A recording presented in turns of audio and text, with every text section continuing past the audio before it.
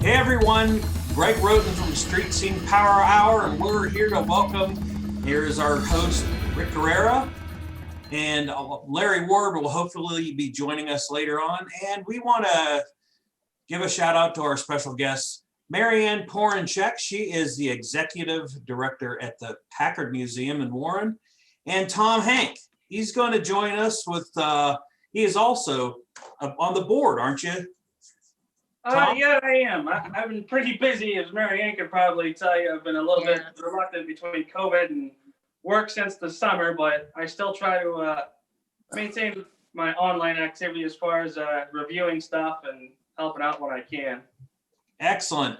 Hey, Rick, we were just out at the Packard Museum probably last month doing a little episode, and it's beautiful as ever. And you know what, Mary Ann? We're coming up on a very special event for the Packard Museum. Why don't you give us a little lowdown on what's going to happen here?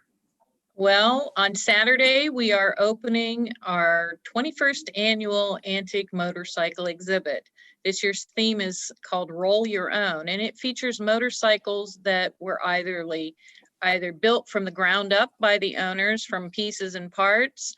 And to that end, there's a couple really, really unique pieces in there, or ones that were basket cases that were totally restored by the owners, or just complete restorations by owners. So there's a really eclectic mix of motorcycles out there. There are some that are just one of because they are owner creations.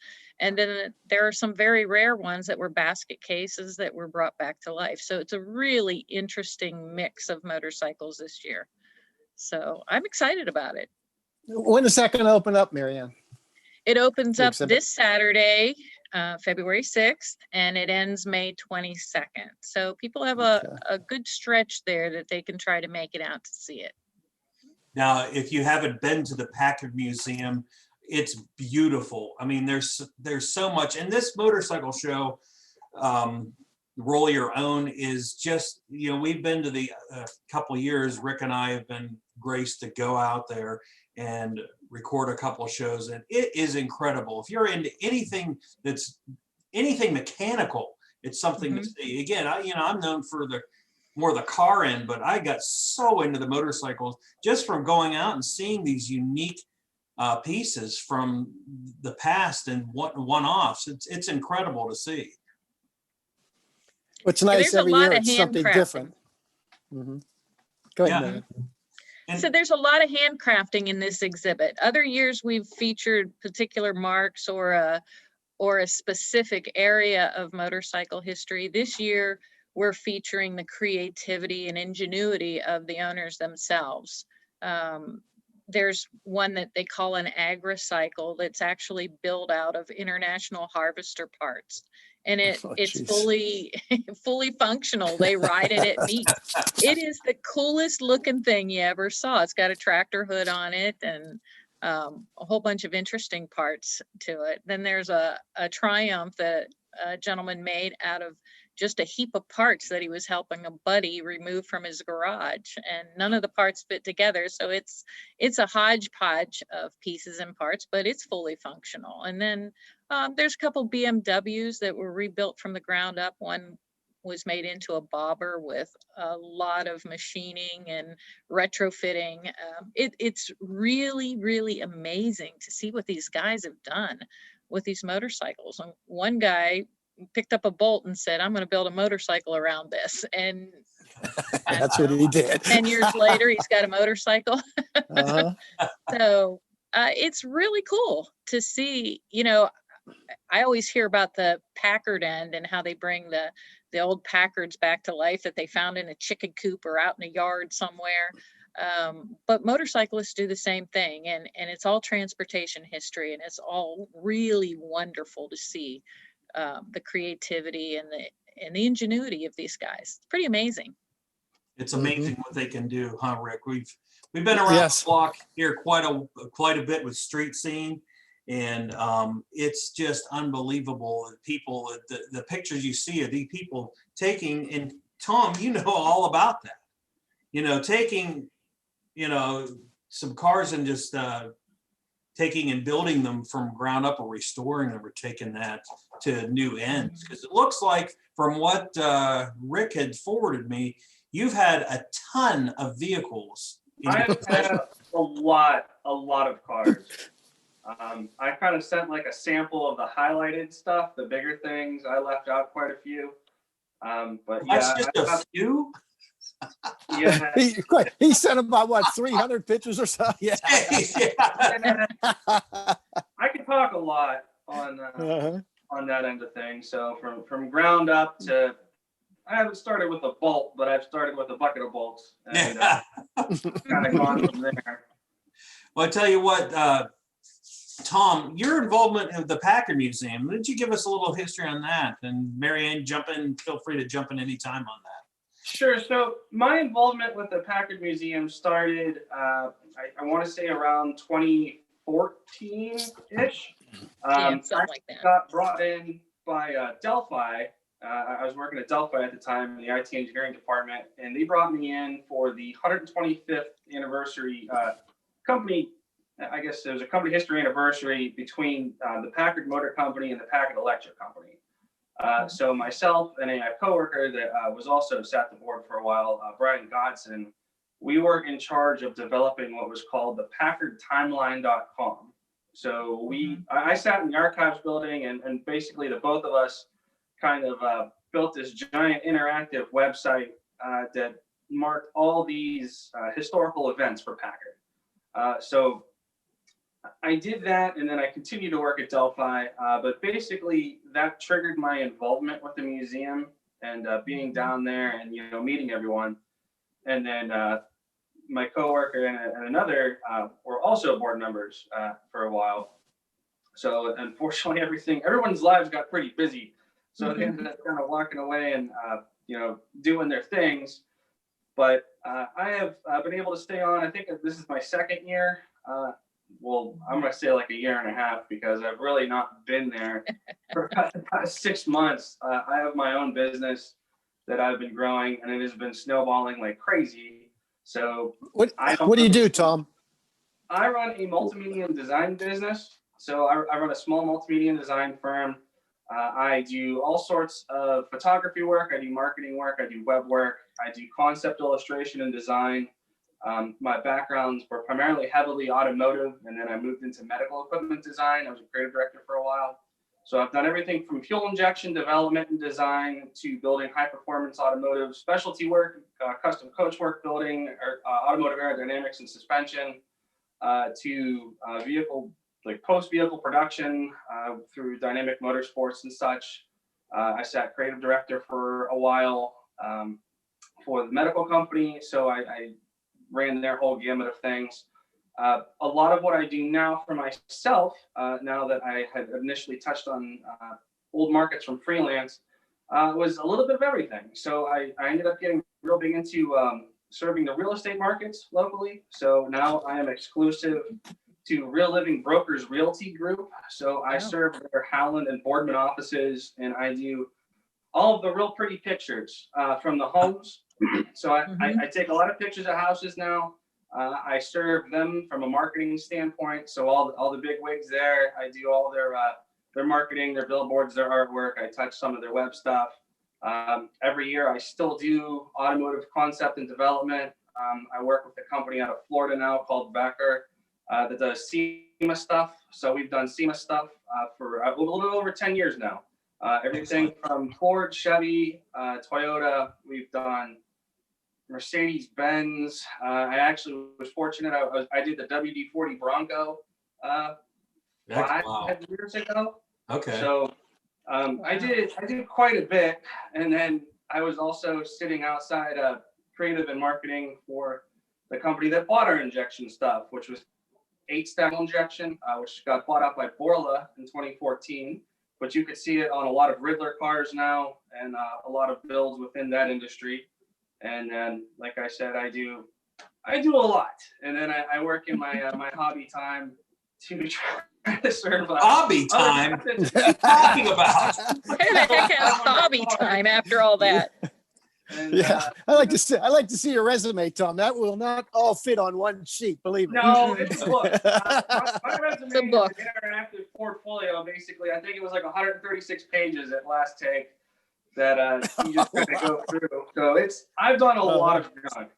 Well, I feel now that I feel very belittled now, and like I haven't done enough. Uh-huh. But you know what, Tom? We're gonna get back to you in just a second here because you have. Oh, we lost his iPhone there, but I got people calling me. Sorry. It's all right. What we're gonna do is We're good now. we're gonna go back to Mary Ann a little bit here. Mary Ann, I've had a question that's been boggling in my mind for quite a while.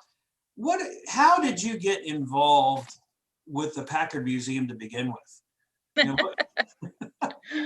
I've never really known the answer to that question, but again, well, I was running my own photographic art studio. I restored old photographs and reproduced them the old way, 4x5 sheet film, fiber-based paper, did my own darkroom work. I did a lot of portrait work during that time.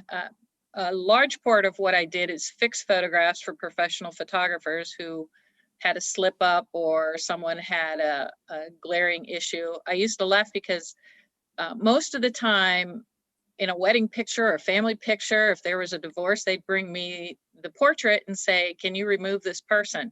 Get the eraser. And this was before the digital work came about. So that particular person might become a tree, a bush. And that was the hard way of doing it. There's no Photoshop involved there. No Photoshop. It was all handwork. And I also was doing some lecturing for professional photographers and for professional photographic artists around the country. But the world was changing. The photography industry was changing. It was going digital. And I knew I really didn't want to go that route because I love the smell of paint. Oh, Rick, that's what happened to you, right? Isn't that what happened to you, Rick? The smell of paint got to you? Isn't that what happened to you, Rick? The smell of paint got to you a little bit? Oh yeah, the smell of exhaust fumes. So I was looking for a little bit of a change, and a friend of mine said, hey, this little museum up the street's looking for a part-time director. It's only going to be, they're going to close November to March, and that's perfect for you because that's your busy time, and you could work there part-time too. And it sounded interesting because she knew I liked history, and because I was very much involved in photo restoration and the historic end of photography. So I interviewed for the job, didn't hear anything, didn't think about it. About a month later, a board member called me and said, do you know when you'll be able to start working? And I started laughing. I said, you mean I got the job? Somebody dropped the ball and not communicated with me that. And so they'd been waiting over 2 weeks to find out when I would be able to start. They said it was only 20 hours a week. And the first day I walked in, I knew that was a lie. This place was hopping, and there were boxes and boxes and boxes of correspondence and artifacts and things that were happening because it was the centennial anniversary of the Packard Motor Car Company. It was 1999, and they had registered over 1,000 Packards in town. People were excited about this new museum for the Packard Motor Car Company and the Packard family. So they were bringing buckets and buckets of artifacts and things for the museum, and they had no way of cataloging that and sorting it and making sense of it all. They hadn't really thought past the grand opening, which was July 4th, 1999.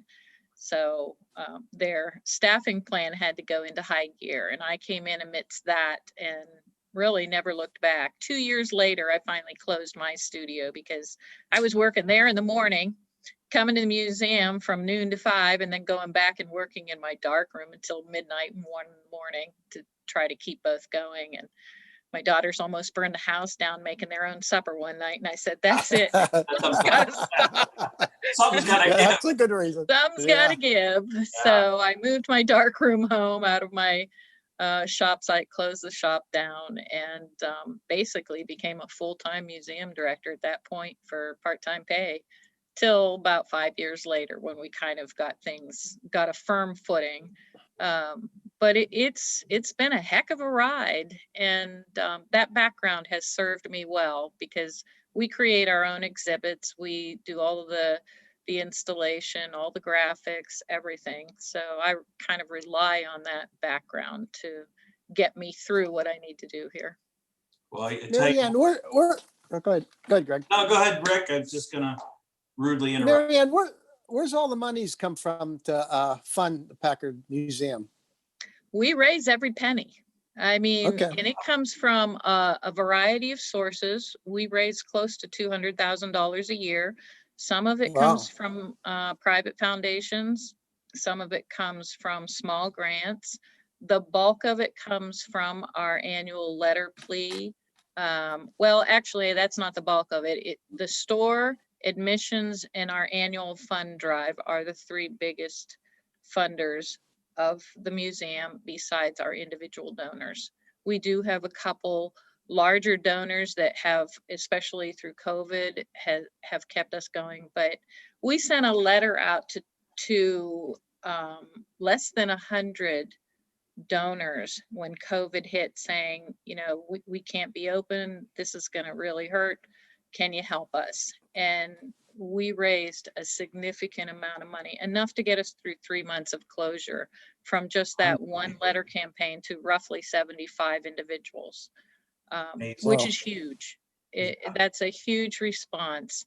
And people have been very generous. People that we don't even know have walked in and given us money to help out. So we live in a wonderful area where people really do reach out to the nonprofits and the organizations in need. So we've been able to be on solid ground, and the American Alliance of Museums is saying that 1 out of every 3 museums is going to close permanently because of this.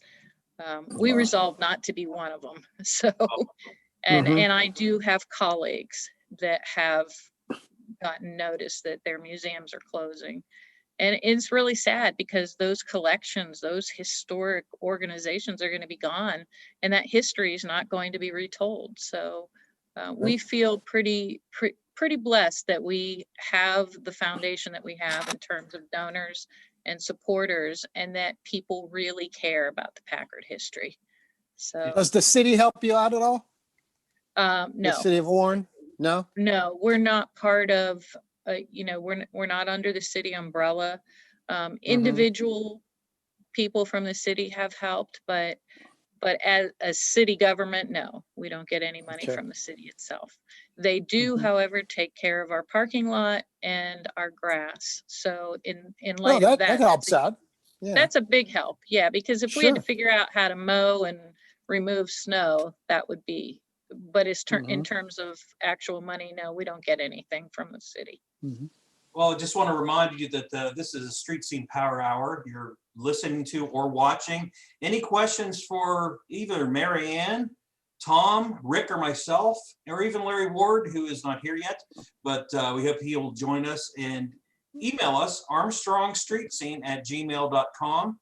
We will try to get your questions answered. And you know what, if you haven't been to the Packard Museum, it is beautiful. And to have the Packard National Museum right in our own backyard is something to say.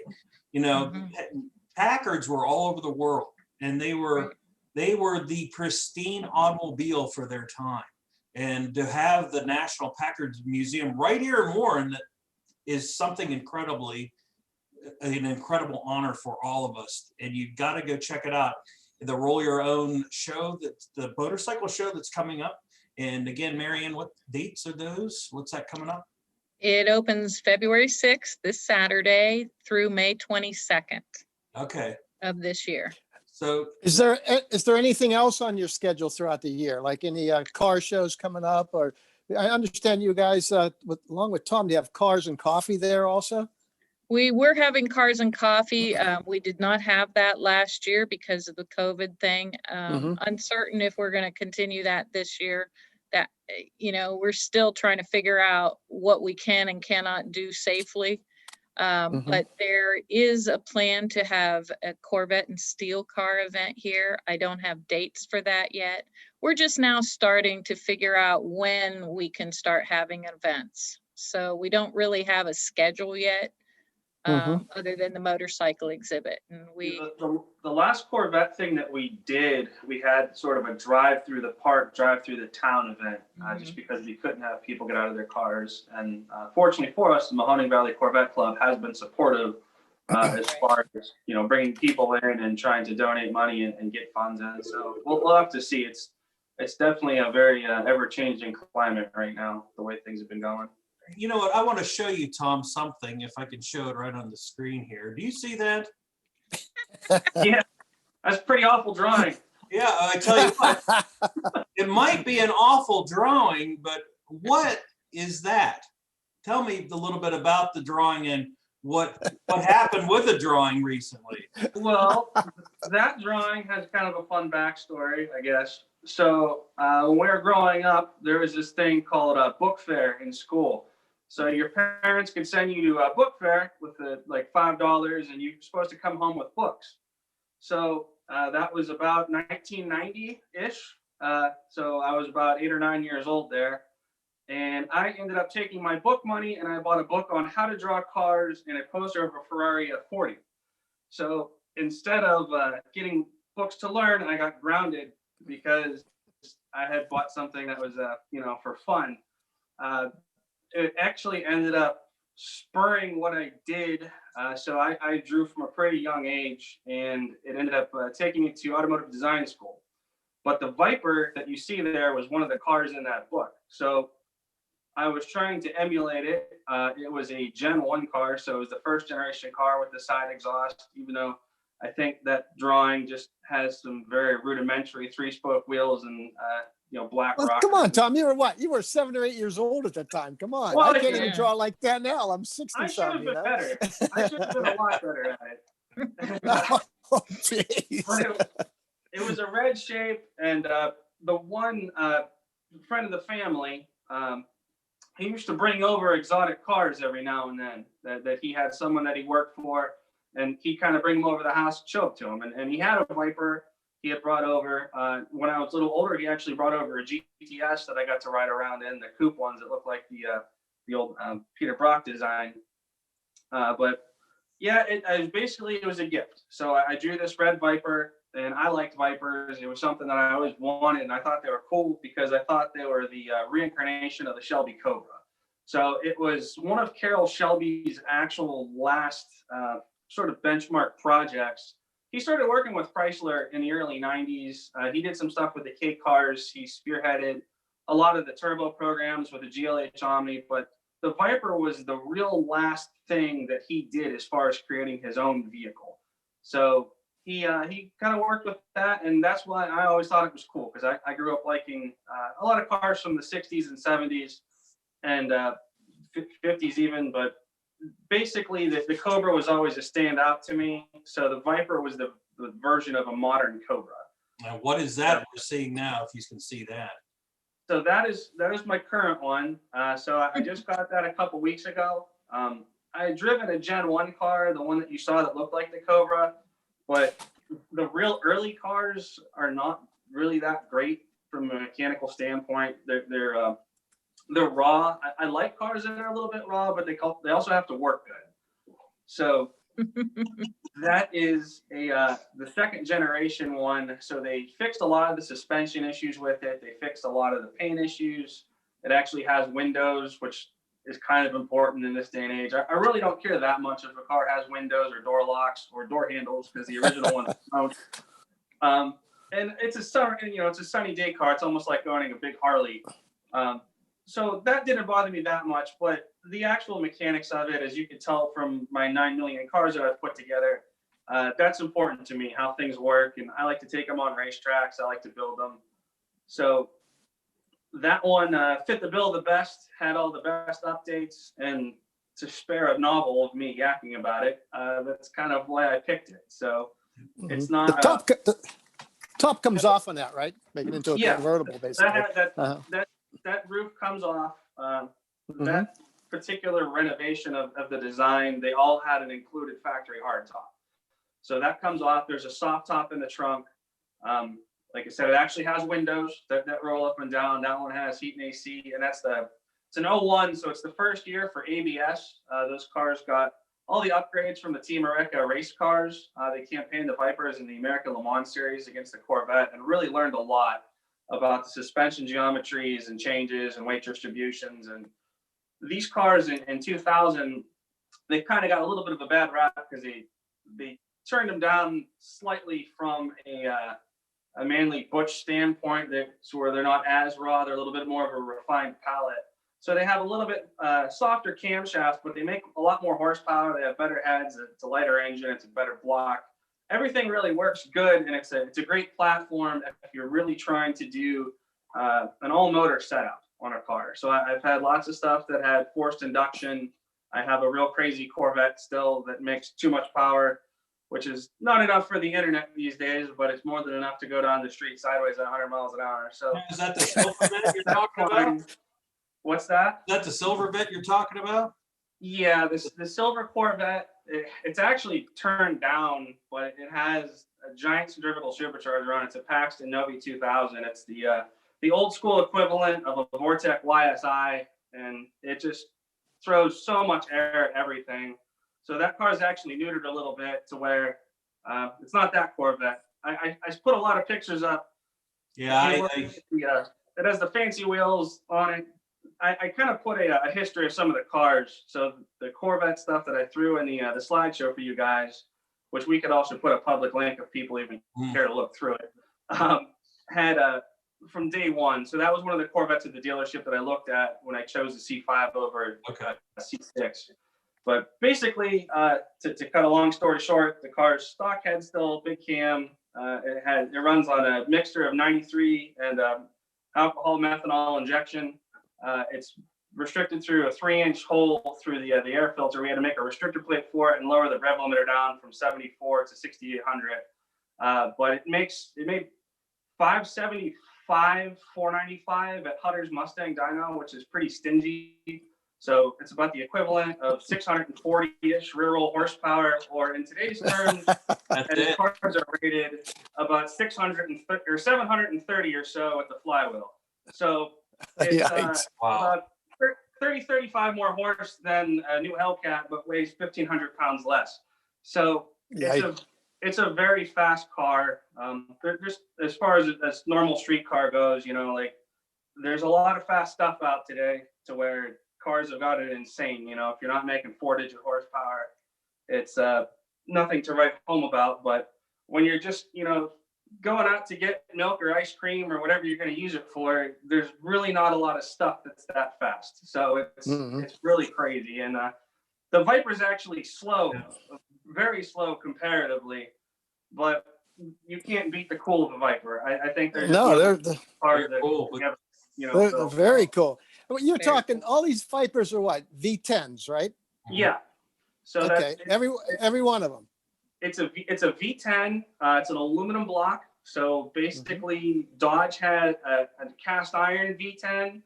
So Chrysler actually reached out to Lamborghini for the development of this. And I believe when Lamborghini did the casting work, and I believe Dodge, if I'm not to be corrected, Dodge did the engineering work between the block and the cylinder heads for these cars. And they also have a really unique intake setup. It's a twin throttle body setup that has changed throughout the years. And everything's very specific to them. They have their own transmission. They use the T56. It's a 6-speed car. They're all manual. For a long time, they were the most analog car that you could buy. So it's like super Americana, to where it has like a 2-frame chassis almost. It's more of a square stock, but full independent suspension, the biggest brakes at the time. They have, out of date now, but it has Brembo brakes on it, at least up front for the calipers. It's a Brembo Gran Turismo stock caliper. Big cooling, big oil. The transmission gets upgraded with bigger input shafts, and it's built really heavy duty. And I believe Dana makes the ring gear in the back, to where I want to say Vipers have almost like a 9-inch ring gear. So it's very very industrial and very hard to break versus a Corvette. Corvettes are very fragile. Vipers are like it's like driving a hammer. Yeah. So they always if you read a road test, they always said like Corvettes are like a scalpel. There's a lot of finesse. They're very smooth. The editorial on these cars was a Viper's like driving a rocket-powered chainsaw. So it just keeps everything, and you have to really wrangle the car. A lot of them were wrecked accordingly. So it's a really brute of a vehicle that's trapped in a sexy body. So just try not to kill yourself in it. It's a race car, basically, right? Yeah. Basically a race car for Yeah, the road. it's like driving an IMSA car on the street. It has a giant clamshell hood. It was the biggest cast piece that they ever made at the time, automotive-wise. And It's all steel. It's all steel. No, it's a glass. It's REM or RIM rather. It's an injected polymer base, so it's like modern fiberglass. Okay. So it's like the whole thing. Plastic, fantastic. That's glued together and bolted slightly, and then the rockers are aluminum. Well, it makes anything, even if you're going to this, like you said, going to get milk, that's a quick trip. Go get a gallon of milk. It's it's really not though, because if you walk outside, you have 10 people trying to talk to you. So it takes probably 3 times as long to get milk. Well, Tom, we don't see many of those around the circuit when we go out. So it's a real treat for us to have you on with this Stealth. And how many horsepower are we talking in this baby? This car is factory rated at 450 horsepower. So it's 450 horsepower, and I want to say 490 or right under 500 for pound-feet of torque. This one's pretty stock. It has a muffler delete setup on it. It has smooth bellows and a couple of real small things, but I would estimate it around 470 as rated. And like I said, they're pretty substantial. I don't know what you'd really compare it to for a modern car because there isn't anything really like it. They're kind of hard to extract power out of because they make everything at once. It has just massive tires. They have 355/30s in the back, so it's almost like driving a 90s Pro Street car. There's like a 14-inch wide wheel, and it's really they're track cars. They're for turning more than they are for going straight. But they have tons of power. And what's cool about a Viper on a road course is they're very balanced if you could drive them properly. And they make all of their power very low in the rev range. So I wouldn't want to drive it properly. No. You can What's lose the it point very in that? easily. Yeah. If you fall in, I have one. half apex. So it's going to be fun. I'm going to take it to Mid-Ohio in May is my plan, as long as COVID doesn't ruin that, and learn the car on a racetrack and just really get to enjoy it. Hopefully don't wad it up because that'll suck. But Well, it sounds like that this has been in one of your dream cars. From that picture we showed earlier, of what you drew, and now you've actually got one. So, yes. It's one thing to really enjoy. So enjoy it, I haven't stopped smiling about it. I'll tell you that much. 2 weeks Mary, worth of I want to go back, Mary Ann, I want to go back to you real quick. I was sitting there thinking, you have a lot of Packards in the museum right now, and where did you get these Packards from? Are they on loan? Do you own them, or how does that work for you? It's a pretty good mix. The museum actually owns 23 vehicles that have been donated to the museum since 1999. In 1999, when I came here, the museum didn't actually own any. They had a lot in here on loan, but they didn't actually own any. So over the years, we've averaged 1 to 2 vehicles per year in terms of donation. But we also have cars that are here from what we call a permanent loan, where the person who owns it maintains the insurance and any upkeep, but it's on display here with an open end, basically. Detroit Historic Society has a number of vehicles here. I think we have 3 left of theirs. There are also some that we consider permanent loan from previous board members that are here, and those are on display, and they fill holes in our display. We try to display the various body styles over the years and fill in the gaps. And right now we have 4 that were built right here in Warren, Ohio. That was a dream of Terry Martin's, who passed away last year in the spring. When this museum opened, he always wanted to see one of each year that was built here in Warren, Ohio. And of those cars, we own one of them. The other three are on loan from So private owners. they started the Packard in Warren. And when did they move it to Detroit? In 1903, in November of Okay. 1903, it moved to Detroit under the leadership of Henry Joy. Okay. Okay. And what year did they start? 1899, the first Packard was 1899. built. So for 4 years there. Okay. Right. And we have surmised from the records that we have from the diaries that the car was not the Packard brothers' first love. When they were developing their Packard car, there were a lot of early automobiles being developed by, for the most part, wealthy individuals who said, I'm going to build an automobile. Well, the gauntlet was thrown down by Winton when he said, if you think you can do a better job, do it. So they had to prove their point. But their first love was the Packard Electric Company, the wiring, the incandescent bulbs, and that end. But they made sure that the Packard motor car got off the ground solidly, and they built a very good foundation under it and worked with Henry Joy for a number of years until the mid-teens. They were still involved with Packard Motor Car Company, although less involved in it when it was here in Warren. Okay. Yeah, and if you don't know your Packard history, you look, well, even just take a visit to the Packard Museum during the Roll Your Own motorcycle show, and you can get filled in on, because I'm sure some of those Packards are still going to be there at the museum, aren't they? Oh yeah, we don't move any of the cars out to install motorcycles. We add 30 motorcycles amidst the cars that are already here. So what happens is the walls begin to bulge a little bit with vehicles and collections and things. But the other thing is, if people can't come right down, they can check out packardtimeline.com that Tom was involved with. And I always recommend that to people. If they're waiting to come here, they can get a really good taste of Packard history from that timeline. And it's very well done. Okay. So they can come prepared. And we've had a number of people that do homeschool things that have gone to the timeline first to pick out pieces and parts of the history, and then they bring the kids to the museum. That's excellent. And again, say the dates once more for the Roll Your Own. Yeah, and Cheech and Chong are coming. Smoke's gonna roll out the door. Well, we considered our graphic this year and decided against promoting that.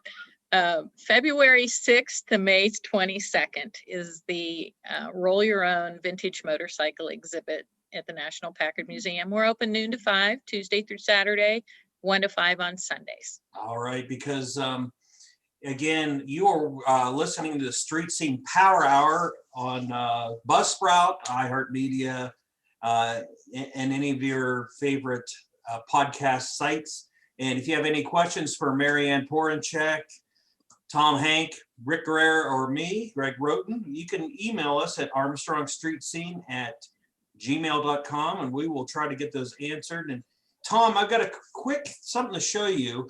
Sure. As I was looking through all your pictures, you've got Vipers, you had a Viper, you had Mustangs, you had Corvettes, and I'm sitting there, I like a little of everything. And I was looking at something and I only saw this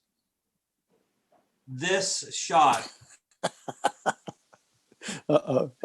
Supra? Yeah, that thing was gnarly. I love Supras. My buddy had an. Oh, is that a Supra? Oh. Yeah. Okay. So that Supra I terrorized Detroit in when I was in college.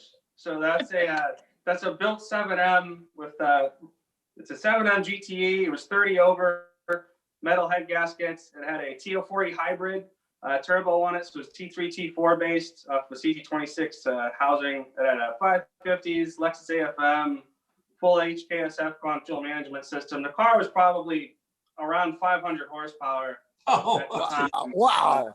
That was tons of boost. That was like straight garbage, six in but it? it was actually really fast. And I wrecked it. It was pretty fun. I turned it into a DeLorean, sliding it around. I ripped the rear wheel off and ripped the whole axle and everything out of the housing. So it was short-lived, but a lot of fun. But I was trying to look for, all I saw was American cars, and it's like there's got to be something foreign in here too. No, there's some Miatas in there. Oh, I did miss some Miatas. I guess There's two Miatas. The one was set up for track. It was supercharged. I had a bunch of what's called DSMs, Diamond Star Motors. That was a Chrysler Mitsubishi venture. So I had a lot of the Plymouth Lasers and a couple Eclipses, and I was real big into those platforms for a while between putting them together. So anything with wheels I like. Yep. Well, Mary Ann, I got another question for you. The rarest Packard in your collection in the museum, do you know what the rarest one is in your collection right now? That would be the 1900. The 1900. The Okay. 1900. Because there were not a lot of those made. I think 20, Wow. maybe. Oh, wow. And we don't know of any others in existence right Oh, now. wow. Then was that built in Warren? It was built right here in Warren, just over on Dana Street. It has a tiller wheel instead of a steering wheel, and it's a single cylinder. Wow. Now, The fenders are patent leather. It's pretty cool. Yeah. Is there any remnants of the Packard Museum or the Packard factory still left? Is there any? In Warren? Yeah. No, they tore that down, and it's a green space right now, and they're in the process of tearing down what's happening up on East Grand Boulevard too. Okay.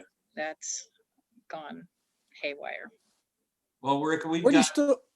Go ahead, Rick. Sorry. Where do you store all the cars out there, Mary Ann? I see you said you had 23 of them donated to you. Do you have them on Yes. site or? Yes, there's Mhm. most of them are in the gallery. We have 6 presently in storage in an annex, but it's also on site. So Mhm. we try to keep everything close right now and monitor everything pretty well. All right. So But if the someone ones wanted to that are in- donate it, Go ahead. so if someone wanted to donate a Packard to you, how would they do it? They would contact us and let us know what they have. And if that's an empty spot in our collection, we would take it for a display. We don't accept every car that's offered to us simply because we have to be able to take care of everything. We don't want to collect a lot of vehicles that we cannot effectively preserve and protect. But we Okay, will understand. and we tell donors that outright. If you give it to us, it'll likely be on display for a period of time, but somewhere down the road, it may be sold to purchase something that's missing from our collection. For instance, you don't want a dozen 1956 Packards. Mhm. Because you need to be able to show the 40s and the 30s and the 20s, so I'd like to have a dozen of them. yeah. Well, okay, so if you don't want to, if Mary Ann says you can't donate a Packard to the museum, just email us at armstrongstreets@gmail.com. We'll just give it to Rick. We'll give it to Rick. Rick's looking for a the dozen 56. Packards. Even if it's one Convertibles. bolt, to start him building one around that bolt. There you Yes. go. No, we do. Interesting thing about the Caribbeans was Howard Hughes bought a Packard for his fiancée at the time, Jean Peters. He could have bought any car in the world at that time in 1955, but he bought a Packard. So that tells you something about the Packard automobile in the 50s. It really was at the top of the heap, so to speak. And I'm The surprised Caribbeans had you some. don't have a Packard. Yeah, I know. I remember my dad always saying, I want a Packard so bad. I just want a Packard. And, the old trick of what me and Rick actually witnessed at one of the shows was to stick a nickel right on the side of the motor and you start it up and it did not move. It was No. such a smooth running engine. So that was amazing. And, how do you, if somebody's, obviously the COVID's been terrible, as far as the museums go. And if somebody wanted to donate to the Packard Museum, monetary, donation, how do they go about that, Mary Ann? They can do that right on our website. We have the Donate Now button on our website at packardmuseum.org, or they can email us, or they can simply send us a check to our address. There's on PayPal, we get donations through PayPal as well. There's a lot of ways that people can donate. It just depends on whether they want to write a check or do it electronically. Oh, well, you know what? Guess who just joined us? Larry Ward. Hey, Larry. He's still working on it. I heard a ding dong. What's up, Larry? it's not, he's not able to hear us. Connecting audio. There he goes. There we go. Gotcha. Larry, what's up with you? Hello, Greg. How you doing? All right. Hey, Hey. what's up, Larry? Hi, Mary Ann. How are you? Hey, good. Haven't seen you for a while. Yeah, well, I guess you're getting ready to kick everything off Thursday at 6 o'clock. Well, then, that's just the reception Yeah. for exhibitors. Yeah. Yeah, and then Saturday is the big opening, so Mhm. should be good. Yeah. I'm looking forward to it. I think it'll be a unique exhibit, and I think a lot of people will go this year. I think people are looking to get out and get back to some semblance of normal, whatever Yeah. that new normal is. But I think we're all looking forward to it, and I think seeing our friends again and social distancing, but having some fun out there. It's going to be a lot of fun. Yeah. Again, we're talking, we got Larry Ward that jumped on with us, and we've got Rick Herrera with us, Tom Hank, yep, and Mary Ann Porinchak. And Tom, I wanted to show you one more picture that you sent. And like I said, you had Mustangs, Vipers, Corvettes, and you had this. Oh, the neon. The neon. It kind of grabbed my attention because, back in the 90s, 2000s, they were kind of cheaper cars. But what happened when you got the SRT package? So the neon was the latest. I know I already kind of talked about Shelby a little bit with the Viper. Well, when he did all the K cars, the neon was his kind of last hurrah for that. So they did the development work. They only did it on a 4-door, and it kind of harkens back to and why I mentioned the old DSM cars. It's a 2.4 liter, so and it's turbocharged. So it had all the old tricks for those mixed with the best of modern. So it's a 2.4 liter with a turbo pulled. It's a cast manifold 16G turbocharger and big injectors. That's an 05, that one. And basically it was hopped up to, you could do all the little bolt-ons from the factory. You could actually go to the dealership and get what was called a stage 3 package. They sold them in 1, 2, and 3 stages. And the stage 3s actually included a nitrous controller. So you can go to the Dodge for your little SRT neon and get nitrous on it if you really wanted to run it. But yeah, it was a lot of fun. They're great little track cars. They had the 2-door, the ACR package that is still very competitive in SCCA, but they get a lot of grief. They're still a neon from the chassis point, so they rust out like crazy, and they have some quirks. But there are a lot of Viper-inspired parts. The steering wheel, the seats. That's an 05, so it had the limited slip and all the factory stage 2 larger injectors and all that garbage. Because I don't want to keep talking numbers because I know that just bores people. But it was a fun car. I liked it a lot. Well, Larry, we were talking with Mary Ann about the Roll Your Own motorcycle show. Do you have anything to add to that or any questions for any of us, Larry? I think Tom and I had a long chat at Cars and Coffee. If he remembers, I had the 94 white Corvette with the little offset wheels. Yeah. And I was the guy that didn't shut up talking for 2 hours. So. Yeah, that guy, I said, boy, that guy knows about suspensions, that's for sure. But, yeah, I mean, he is a real smart guy on that. As far as the Packard Museum, what is this, the 21st or 22nd year, Mary Ann? 21st. 21st. And then, all the old gang's going to be there. I think it'll be a lot of fun.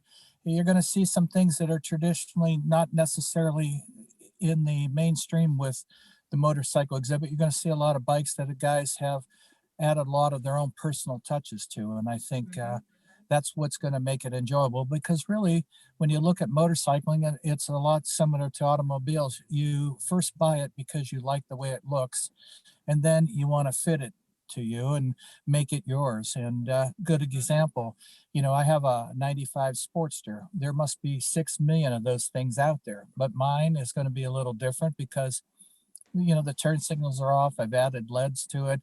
It now has a full valance front fender like the old Ironhead Sportsters of the 70s. So it's definitely different looking, but it's still a Sportster. So I think you're going to see that a lot, where guys are going to take their bikes and make them either mild or wild into what their vision should be or their comfort level should be. So I think it's going to be a gangbuster exhibit. And I think a lot of people are looking to get out and go to things like this. So I think it's good timing too, Mary Ann.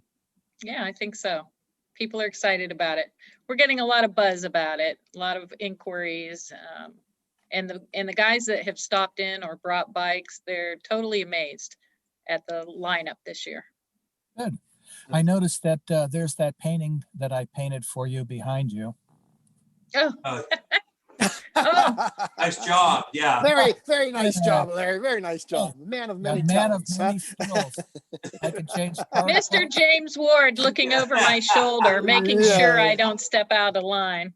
Yeah, I just want you guys to notice those brush strokes. That's all, Uh-huh. Tom, I've got one more. I had to pick out. I've got one, just one more.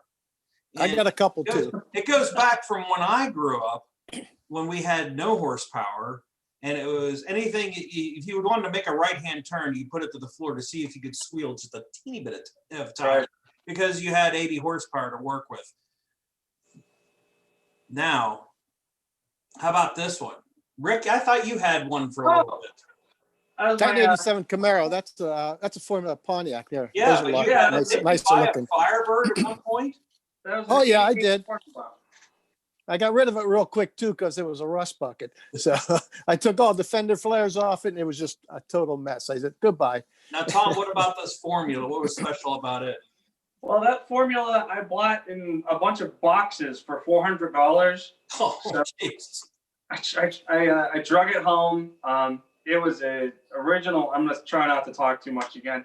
It was a throttle body injected car that I ended up converting to carbureted, Okay. and did a one of the Delphi, the 3-wire distributors for it.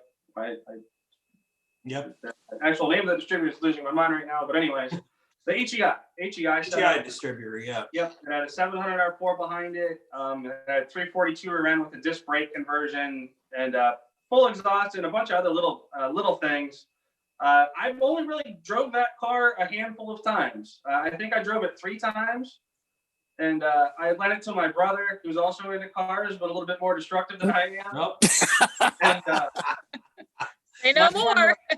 Yes, yeah, he is. my formula came back with a pretty good knock in the engine, so it's spun a bearing, and I started swapping in a 350 for it, and my dad was kind of feuding with the neighbors at the time, and I lived at home, so I got an ultimatum phone call that the car had to be gone before I got back from work that day. Yeah. So Well, if you're on the podcast, what we're looking at is what year is that Pontiac? that Pontiac was an 87 or 88 Formula. I think it was 88. What we're looking at, if you're listening to the podcast, we're looking at a black 87, you said Formula, Pontiac Firebird. Yep. We have Tom Hank here. He's joining us, and he's had a ton of experience with cars and a lot of cars in his collection at the time. So we've been kind of featuring a few of his, since he is a proud owner of a Viper now. So Hey, Tom, I got a couple questions for you. Okay, Sure. that's a You want to hear 03 me talk more? No, that's all right. That's an 03 Viper you just picked up, right? 01. 01. Okay, back in the days, that thing went for what? Almost $80,000, right? Yeah, they were like mid 70s, well equipped. And then GTS. That's a lot of that's a lot of cash. Yes. Yeah, they were almost double a Corvette back then. They're pretty expensive cars. And they're very low production cars too. They made in 01 they made like 1,800 Vipers total, including the GTSs. They made almost 36,000 Corvettes. So they're a very bespoke, almost hand built kind of car. They're real neat. And they produced these cars from what? 1996 to what? They're not still making them, are they? No, Viper is out of production now, so their values are kind of skyrocketing, which is part of the reason why I wanted to get one now. I believe the prototype Vipers were 89, and I think the very early cars, if I'm not mistaken, were sold as 91s. And they went back to 89. Yeah. Okay. Yeah, 89, I think 91 or 2 was the first year that was actually sold to the public. 92. If there was 91, Okay. it was very low. 92, I think there was like 100. Yeah. Or right around it. And they've always been very low number. I think they might have had a falling out where there wasn't a specific model in a certain year, but they finished it out with the Gen 5 cars, which I think stopped selling in 2018, 19. Yeah. So it's been gone a few years now. Yep. Which is kind of sad. They've had investment groups trying to come in and buy out the Viper name to try to continue the car, almost kind of like how Packard went, to where someone bought the Packard name and tried to build their own car. It's just been a continuing culmination of things, and I don't know if they'll eventually do it or not.